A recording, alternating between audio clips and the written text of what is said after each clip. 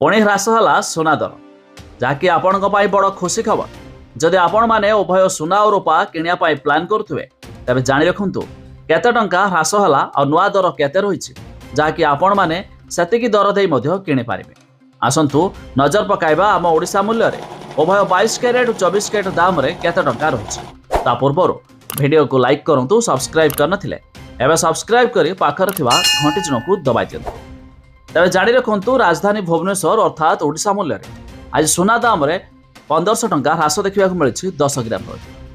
तेज शुद्ध सुना 24 कैरेट दाम रे 10 ग्राम प्रति 73,600 टंका रही बेले 22 कैरेट दाम रे 10 ग्राम प्रति 71,200 टंका देखा मिली।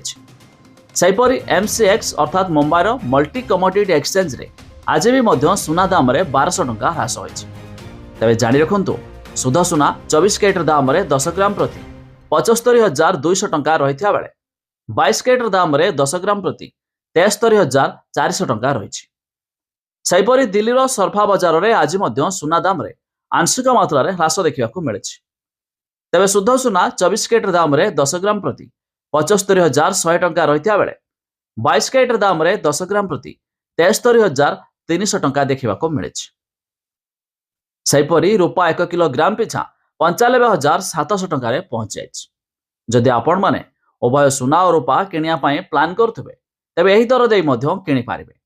ता छड़ा आपण मानक मतामत निहाती कमेंट करी जणातु सर्वनिम्न केते टंका रहिले आपनको मध्य हेल्पफुल हेबो। ता छड़ा आपण माने केउ जिल्लारू वीडियो देखुचंती ताहा भी कमेंट करी जणाई दियंतु।